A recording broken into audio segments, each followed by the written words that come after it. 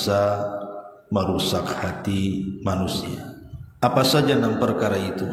Dan kenapa pembahasan ini sangat penting? Karena kita tahu bahwa rusaknya hati itu akan merusak badan dan lisan seseorang. Dan itu berdasarkan hadis yang ma'ruf, ala wa inna fil jasadi mudghah idza saluhat saluhal jasadu kulluh wa idza fasadat fasadal jasadu kulluh ala wa hiyal qalb. Di dalam tubuh manusia itu ada segumpal daging. Kalau dia baik, maka akan memperbaiki semuanya. Tapi kalau dia jahat, maka akan mencelakakan semuanya. Itulah hati manusia. Dari hadis ini kita tahu bahwa hati itu penentu. Sebagaimana perkataan Imam Ibnul Qayyim rahimahullahu ta'ala, al-qalbu kal malik. Hati itu seperti raja. Dialah yang kemudian mengatur segalanya. Kalau hati mengatakan kepada mata, pandanglah yang haram, maka mata akan memandang yang haram. Kalau kata hati, pandanglah yang baik, maka mata pun akan memandang yang baik.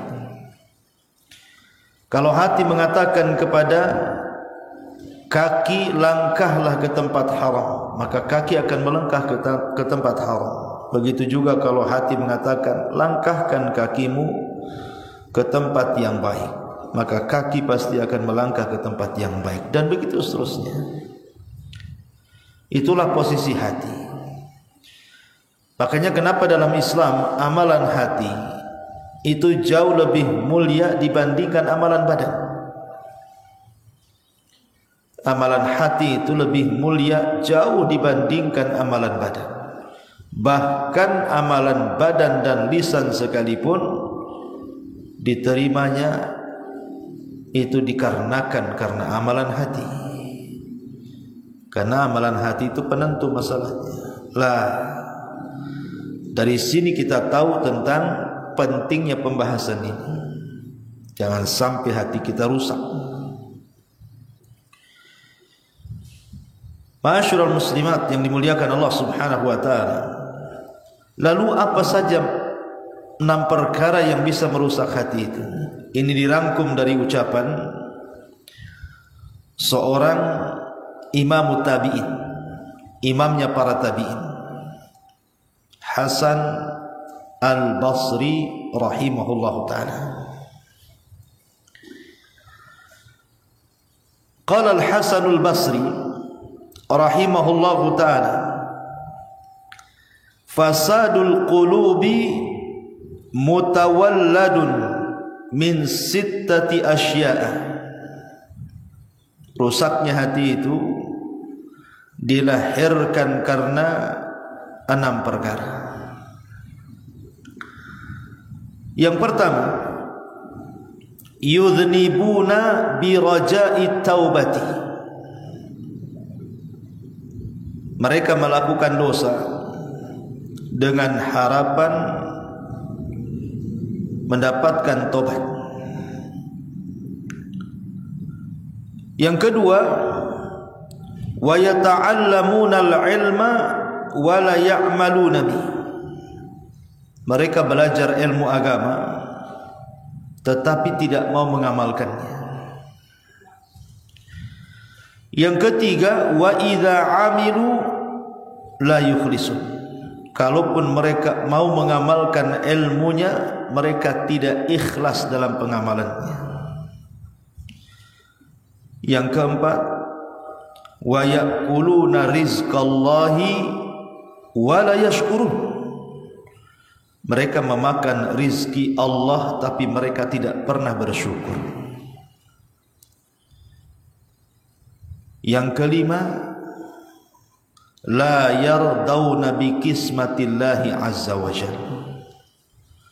Tidak pernah merasa puas dan redha dengan pemberian Allah Subhanahu wa taala.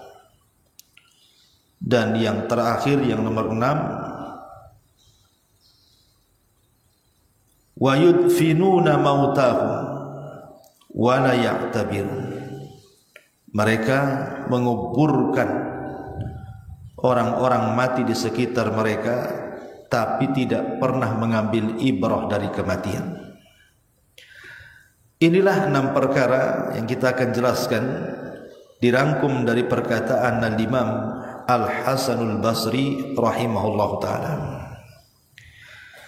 Yang pertama, yudhnibuna biraja'i taubati. Yang merusak hati adalah mereka melakukan dosa dengan harapan mendapatkan taubat. Ini bahaya, dan ini yang paling banyak di masyarakat,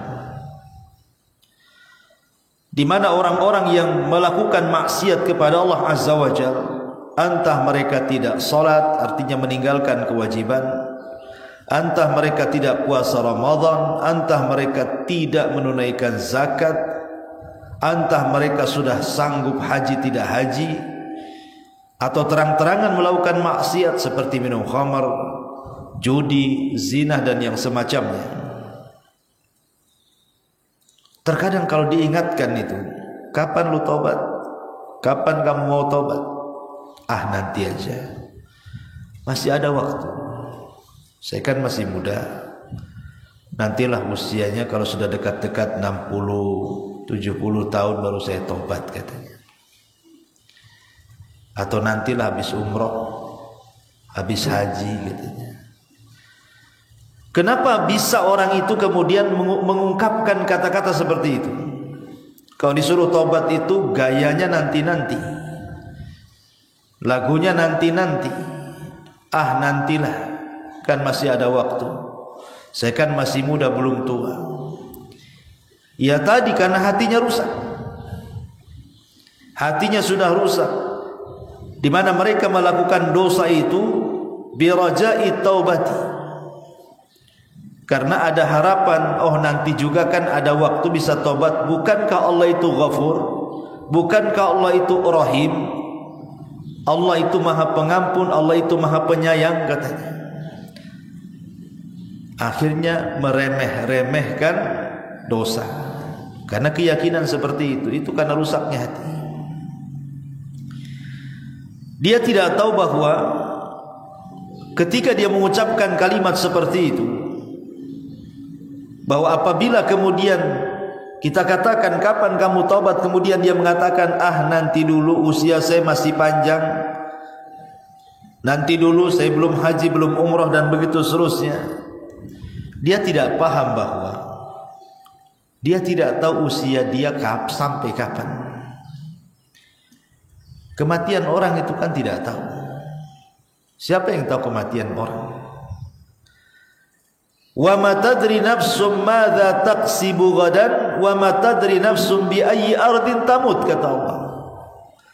Jiwa itu loh tidak tahu apa yang terjadi besok pagi, dan jiwa juga tidak tahu tempat kematiannya di mana. Makanya kenapa para ulama mengatakan jangan menunggu-nunggu tobat. Kalau bisa hari ini berdosa, hari ini juga tobat. Kalaupun besok harus berbuat dosa lagi, ya tobat lagi. Jangan dosanya hari ini, tobatnya minggu depan, gitu maksudnya. Kalau hari ini kita anggaplah tadi 1 jam tadi saya melakukan dosa, maka sekarang langsung bertobat, gitu maksudnya. Jangan sampai ditunda-tunda karena usia kita tidak tahu. Jangan sampai kita mati membawa dosa kepada Allah Subhanahu wa ta'ala. Sering saya katakan, dosanya iblis itu berapa kali sehingga dia diusir dari sorga? Dosanya iblis itu cuma 1 kali aja, di mana Allah Subhanahu wa ta'ala ketika memerintahkan iblis untuk sujud kepada Adam, tak mau. Itu aja dosa dia. Dia tak mau sujud kepada Adam karena perintah Allah. Pertanyaannya, kenapa iblis tak mau sujud? Karena di kepalanya ada syubhat, di mana dia merasa lebih baik dibandingkan Adam karena dia dicipta dari api, Adam dari tanah. Karena merasa baik dialah akhirnya ujub, sombong, dan takabur. Sebab itulah dia tak mau sujud.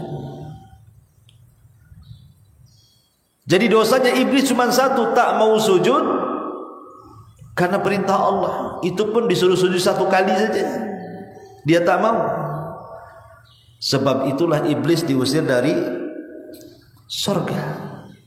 Kita ini kadang-kadang meninggalkan sujud tak berapa kali kita tak tahu juga. Itu pun mengharap ingin masuk surga. Iblis tidak sujud 1 kali dikeluarkan dari surga, kita pula tak sujud berkali-kali ingin masuk surga. Adam alaihi salatu wassalam juga dosanya 1 kali saja itu, karena gara-gara memakan buah larangan. Kemudian keselak, baru dia ingat bahwa buah itu tak boleh dimakan. Itu saja sudah menjadikan Adam terusir dari surga. Qulna bitu minha jami'ah. Qulna bitu minha jami'ah. Keluar kalian semua. Coba bayangkan, Adam melakukan dosa 1 kali dikeluarkan dari surga. Kita pula melakukan dosa berkali-kali, tak berapa kita tidak bisa menghitungnya, pun ingin masuk ke dalam surga. Padahal surga itu tidak dimasuki kecuali orang-orang yang bersih dari dosa. Masyarul muslimat yang dimuliakan Allah Subhanahu wa taala, maka di antara tanda rusaknya hati adalah meremehkan dosa. Karena sebuah harapan masih ada waktu untuk bertobat. Sebenarnya bagus. Bagus orang itu mengharap ingin tobat. Yang tidak bagus itu mengakhir-akhirkan tobat. Kalau ada terbentik dalam hatinya ingin tobat, berarti ada kesadaran dalam hatinya. Yang tidak bagus itu kalau seandainya tobatnya diakhir-akhirkan. Kapan lo tobat? Tunggu habis nikah masih juga dia maksiat. Katanya habis nikah mau tobat. Tunggulah nanti habis umroh. Sudah umroh nih masih juga buat maksiat. Kapan lo tobat? Tunggulah nanti sampai usia saya 40. Udah 40 tahun masih juga. Tunggulah, akhirnya mati. Ceritanya tunggu saja tuh. Ini yang pertama.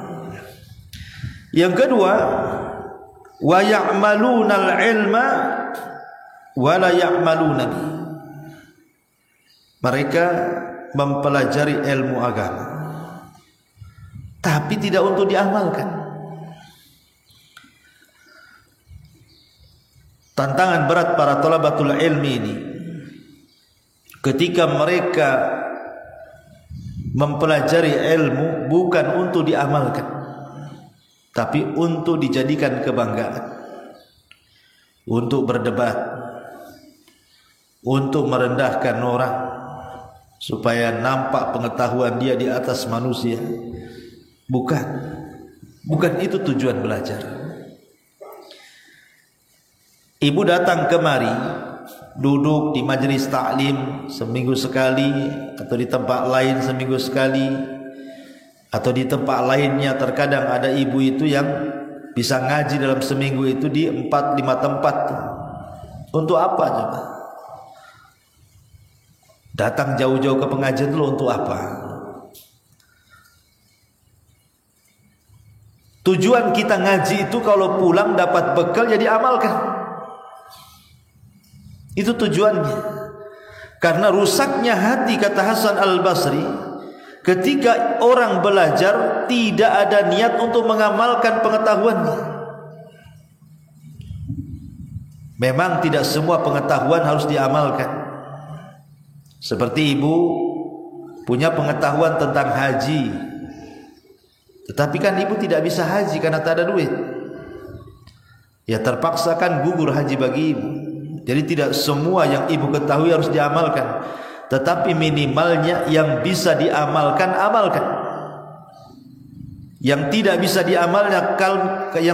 diamalkan karena tidak punya kesanggupan, maka bertakwalah kepada Allah Subhanahu wa taala semampu kita. Fattaqullaha mastata'tum. Bertakwalah kalian semampu kalian. Kemudian yang ketiga, wa idza amilu la yukhlisuna. walaupun mereka mau mengamalkan pengetahuannya tapi tidak ikhlas, alias riya. Ini penyakit hati. Riya itu penyakit hati. Makanya sering saya contohkan bagaimana kisah Zainul Abidin rahimahullahu ta'ala. Zainul Abidin ini dikenal dalam sejarah orang yang banyak memberikan sedekah, tetapi sedekah yang diberikan Zainul Abidin ini sadaqatus sir, sedekah yang tidak terang-terangan.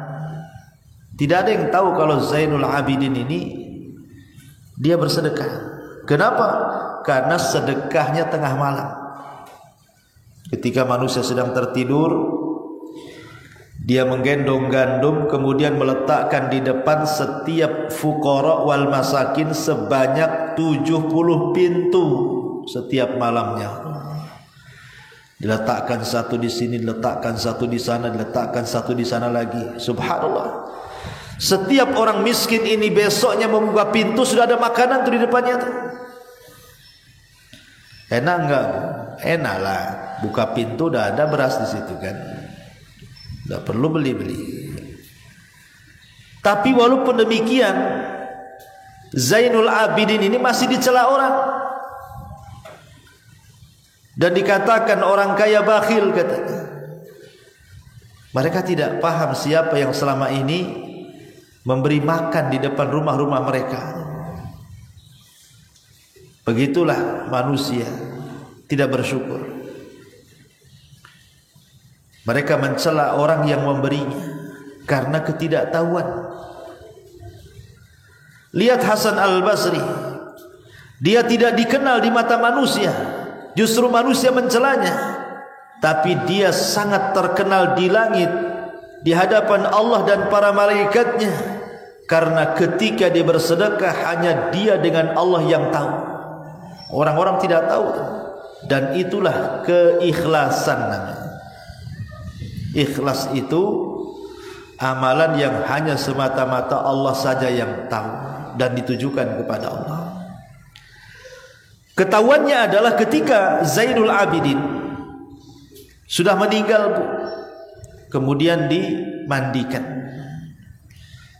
Saat dimandikan itulah yang memandikan bercerita bahwa di bahu Zainul Abidin itu penuh dengan kapalan karena banyak memanggul sesuatu. Dan setelah sepeninggalnya tidak ada satu gandum pun berada di depan rumah para fuqara wal masakin. Dari situ tahu siapa yang selama ini bersedekah kepada mereka. Lah itulah ikhlas namanya.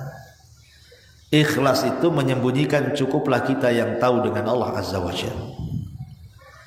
Karena yang merusak hati itu kalau sudah mereka mengamalkan sesuatu tetapi ingin dilihat orang, ingin dipuji orang, ingin dinilai orang, dan begitu seterusnya. Wa idza amilu la yukhlisuna. Kemudian yang keempat, wa ya'kuluna rizqallah wa la yashkur. Mereka memakan rizki Allah, tapi mereka tidak pernah bersyukur kepada Allah. Ada manusia-manusia itu, Bu, yang tidak pernah bersyukur kepada Allah Subhanahu wa ta'ala. Seperti dulu pernah saya jelaskan ketika kita membahas kitab Tauhid. Ada orang-orang yang tidak bersyukur kepada Allah Azza wa Jalla. Contoh, ibu naik motor, dibonceng tukang ojol, tukang ojek, atau naik taksi online. Tiba-tiba kemudian dari yang berlawanan arah ada motor lain, ada mobil lain, hampir tabrakan. Tetapi Allah selamatkan ibu dan sopirnya. Tiba-tiba ibu katakan, kalau bukan karena kamu, tentu habis kita di sini. Kalau tentu karena kepiawaian kamu, karena kecerdasan kamu nyetir tadi, aduh, saya sudah di Tamiang mungkin. Lah menasabkan keselamatan kepada sopir, menasabkan keselamatan kepada tukang ojek ataupun tukang taksi dengan mengatakan karena kecerdasan mereka ibu selamat. Itu namanya tidak bersyukur dengan rizki Allah. Keselamatan itu rizki yang kasih itu Allah, bukan karena sopir tadi. Harusnya ibu jangan ngomong kalau bukan karena kamu, tapi ibu katakan kalau bukan karena Allah kemudian kamu. Nah, gitu bahasanya. Coba kalau tidak ada Allah kemudian kamu, habislah saya. Itu bahasa yang benar, supaya kita tidak melupakan Allah subhanahu wa ta'ala yang memberikan rizki kepada kita. Pokoknya apapun masalahnya, bu, jangan tinggalkan Allah. Kalau bukan karena Allah, kalau bukan karena Allah, itu penting tuh. Karena itu bentuk kita bersyukur akan nikmat Allah subhanahu wa ta'ala. Ataupun diberikan rizki yang luas oleh Allah subhanahu wa ta'ala, tapi digunakan untuk bermaksiat, itu tidak bersyukur tuh. Allah kasih lo uang banyak-banyak, malah digunakan mabuk, digunakan judi, digunakan zina, digunakan hura-hura, jalan sana jalan sini, semua akan ditanya. Karena harta yang kita miliki itu titipan Allah, dan Allah ingin melihat apakah dia gunakan di jalannya ataupun tidak. Jangan seperti Qarun yang dititipi harta tiba-tiba sombong melawan Nabi Musa, bahkan menasabkan nikmat itu kepada dirinya pula. Innama utituhu min ilmin indi, kekayaan ini karena saya cerdas, kata Qarun. Maka Allah katakan fa khassafna bihi wa bidarihi al-ardh, kami tenggelamkan Qarun dan seluruh kekayaannya. Kemudian yang kelima, wala yardawna bikismatillahi azza wa jalla, tidak reda dengan pemberian Allah. Ini orang yang sakit hati nih. Orang yang rusak hatinya adalah tidak rela, tidak reda dengan pemberian Allah. Seorang muslim itu harus qanaah. Qanaah itu reda, ikhlas apapun yang Allah berikan. Karena terkadang ada orang-orang yang sengaja Allah subhanahu wa ta'ala fakirkan, sebab kalau dia kaya makin melampaui batas. Seperti Allah mengatakan, kalla innal insana la yatgha an ra'ahu istaghna. Terkadang manusia itu melampaui batas ketika dibentangkan rizki kepada dia. Ada orang yang memang sengaja diberikan kekayaan oleh Allah, sebab kalau dia fakir, jahat dia, kufur dia. Karena banyak orang-orang fakir ini melakukan kejahatan, melakukan kekufuran dan kesyirikan. Jadi ada orang-orang yang sengaja Allah buat kaya, dan tidak Allah buat miskin, sebab kalau miskin dia rusak. Ada orang-orang sengaja Allah buat dia miskin, sebab kalau Allah berikan kekayaan melampaui batas dia. Ada orang-orang diberikan sakit, sebab kalau sehat jahat dia. Ada orang-orang diberikan kesehatan, sebab kalau dia sakit makin jahat dia. Tidak bersyukur kepada Allah azza wa jalla. Jadi semua itu tidak lepas daripada hikmah, tidak lepas daripada hikmah yang Allah azza wa jalla berikan kepada kita. Makanya kalau hati ingin tenang, jadilah hamba Allah yang qanaah, menerima pemberian Allah subhanahu wa ta'ala. Sedikit diberi alhamdulillah, banyak diberi alhamdulillah. Sebab kalau kita menerima sesuatu pemberian dengan ikhlas, itu hasilnya akan berkah. Terkadang yang sedikit ini cukup, dan terkadang yang banyak pula tak cukup. Begitulah qanaah. Ataupun kalau orang qanaah biasanya membanyakkan yang sedikit, tapi kalau tidak qanaah menyedikitkan yang banyak. Orang kalau tidak qanaah, Bu, walaupun kaya sekaya-kayanya, dia akan merasa miskin, kurang aja hidupnya, padahal udah kaya. Makanya sering saya contohkan, saya kenal orang kaya di Batam dulu, Masya Allah kaya, Bu. Sekali kena corona, dihantam perusahaannya, nyungsep. Sekarang belum bangkit lagi perusahaannya, padahal rumahnya masih ada, masih asetnya masih miliaran, Bu. Mobilnya masih ada. Mobilnya bukan mobil jelek-jelek, mobil mahal-mahal, mobil miliaran tuh. Tapi kalau duduk ngobrol, Bu, Masya Allah, kayak orang kere, Bu. Kayak orang miskin, persis kayak orang miskin, padahal masih kaya. Hanya karena tumbang usahanya saja. Tidak seperti dulu lah, kalau dapat uang itu wah miliaran gitu ya. Tapi Allah uji, hanya dicabut usahanya, uangnya masih banyak, rumahnya masih ada, kendaraannya masih ada. Tapi kalau sudah ngobrol, ngeluhnya, Bu, kayak orang hidup di rumah liar, Bu. Orang hidup di rumah liar aja tidak pernah ngeluh-ngeluh dia. Masih ada senyumnya, masih ada tertawanya, masih bisa lelap tertidur, masihlah dia bisa tertawa terbahak-bahak. Ini orang satu, ini orang kaya, ini senyum aja tidak. Ngeluhnya yang banyak, stresnya nampak di kepalanya. Subhanallah. Kadang ada orang kalau tidak qanaah tuh kayak gitu, padahal hartanya masih banyak tuh.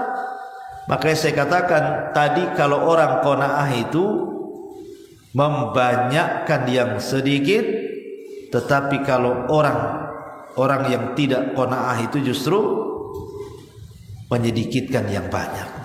Banyak hartanya tapi tetap sedikit di mata dia. Itu kalau tidak qanaah. Ya. Dan yang terakhir, wa yudfinuna mautahum. Mereka menguburkan orang-orang mati di antara mereka, wala ya'tabirun, tetapi tidak mengambil pelajaran. Ada orang-orang mati itu jelas-jelas dia yang memandikannya, dia yang mengkafaninya, dia ikut juga mengantarkan kerandanya sampai di kuburan, dia pula yang masuk ke lubangnya, dia pula yang ikut menguburkan dengan mencangkul tanahnya. Tapi pulang dari kuburan tidak ada pengaruh sama sekali bahwa dia akan seperti dia, bahwa dia akan seperti orang yang mati itu. Tak ada nampak-nampak lebih solehnya, tak ada nampak-nampak rajin ibadahnya, kayaknya biasa-biasa saja. Itu karena tidak pernah mengambil dari kematian orang lain, bahwa manusia itu ada batas umurnya. Orang kalau tidak pernah mikir mati atau mikir akan mati, maka akan terjatuh kepada tulul amal, panjang angan-angan. Kalau orang sudah panjang angan-angan, maka dia akan berpikir, kalau seandainya Allah memberikan 100 tahun lagi, 200 tahun lagi, bagus. Tapi dia tidak sadar, angan-angan bolehlah angan-angan, tapi kematian sebuah kepastian, datangnya tanpa pemberitahuan, dan kematian bukan akhir dari sebuah perjalanan. Dan kematian itu pasti akan menjemput siapapun dalam keadaan apapun, tanpa memandang apakah anda ini orang muliakah, orang tidak muliakah, pejabatkah, pemimpin,kah, rakyatkah, orang kayakah, orang miskinkah. Semua kematian datang tanpa pandang bulu. Makanya kenapa kemudian orang yang menguburkan atau melihat ada orang yang mati kok tidak mengambil pelajaran, berarti hatinya rusak, hatinya sedang rusak. Karena Nabi SAW saja memerintahkan kita ziarah kubur. Apa fungsi ziarah kubur kata Rasul? Tudzakirukumul akhirah, supaya kalian ingat akhirat, bahwa di dunia ini ada kehidupan lain setelah kematian yang disebut dengan alam barzah. Setelah alam barzah ada lagi kehidupan yang disebut yaumul akhir, disitulah banyak peristiwa dan kejadian sampai orang masuk surga dan neraka. Lah, ini penting. Makanya Umar bin Abdul Aziz rahimahullahu taala saat sakit parah, dia mengatakan kepada orang, hantarkan aku ke kuburan, hantarkan aku ke kuburan. Maka dipapahlah Umar bin Abdul Aziz ke kuburan. Untuk apa coba? Untuk ziarah kuburan. Ketika sampai di kuburan, Umar bin Abdul Aziz pun menangis, dan menangis orang-orang di sekitarnya. Maka ditanyakan kepada Umar bin Abdul Aziz, wa mayubkika ya Amiral Mukminin, apa yang membuat anda menangis wahai Amiral Mukminin? Wahai Umar ibn Abdul Aziz, apa yang membuat anda menangis? Maka Umar ibn Abdul Aziz mengatakan, celaka kalian, kalau seandainya Allah masukkan aku ke liang lahat, saya tidak tahu fa ayyu fariqaini ana, di kelompok mana saya akan diletakkan, katanya. Kalau aku mati, kata Umar bin Abdul Aziz, di kelompok mana saya akan diletakkan itu? Apakah di kelompok fariqun fil jannah wa fariqun fis sa'ir, ataukah saya dikelompokkan dengan kelompok-kelompok yang akan masuk ke dalam surga, ataukah saya akan diletakkan di kelompok yang akan masuk ke neraka syair? Saya tidak tahu. Saya tidak tahu, makanya saya menangis. Makanya Utsman ibn Affan radhiyallahu an juga sama, apabila diingatkan tentang kuburan dia menangis terseduh-seduh. Apabila diceritakan tentang neraka dia biasa saja. Dikatakan, wahai Utsman, dikisahkan di hadapanmu neraka, kau biasa-biasa saja. Dikisahkan kepadamu tentang alam kubur, kau bisa menangis sampai sedemikian rupa. Apa jawaban Utsman ibn Affan radhiyallahu an? Wailakum, celaka kamu. Kuburan itu raudun min riyadil jannah au hufratun min hufarin nar. Ingat, kuburan itu bisa menjadi taman yang menuju ke taman-taman sorga, atau boleh jadi itu sumur yang menuju kepada sumur-sumur neraka, naudzubillah. Ya. Makanya orang yang mengingat kematian sehingga dia takut kepada Allah, semangat ibadah, memperbanyak bekal, berarti hatinya hidup. Tetapi orang yang ketika melihat kematian, melihat kuburan, kok tidak ada pengaruh dalam kehidupannya, berarti hatinya rusak. Itulah harus diperbaiki. Inilah 6 perkara yang disebutkan oleh Hasan al-Basri rahimahullahu ta'ala. Kalau ada pada diri seseorang, ketahuilah bahwa orang itu sedang rusak hatinya. Berarti kalau ingin baik hatinya, lakukan kebalikannya. Lakukan kebalikannya. Kalau kita berbuat dosa, segeralah bertobat. Segera bertobat. Kemudian yang kedua, kalau kita belajar, segera amalkan. Kemudian yang ketiga, kalau kita mengamalkan, usahakan ikhlas. Kemudian yang keempat, makanlah dari rizki Allah dan usahakan bersyukur. Kemudian yang kelima, qanaahlah dengan cara redha apapun yang Allah berikan kepada kita. Dan yang terakhir, ambillah pelajaran dari setiap kematian. Inilah diantara 6 perkara yang bisa menghidupkan hati kita. Wallahu a'lam.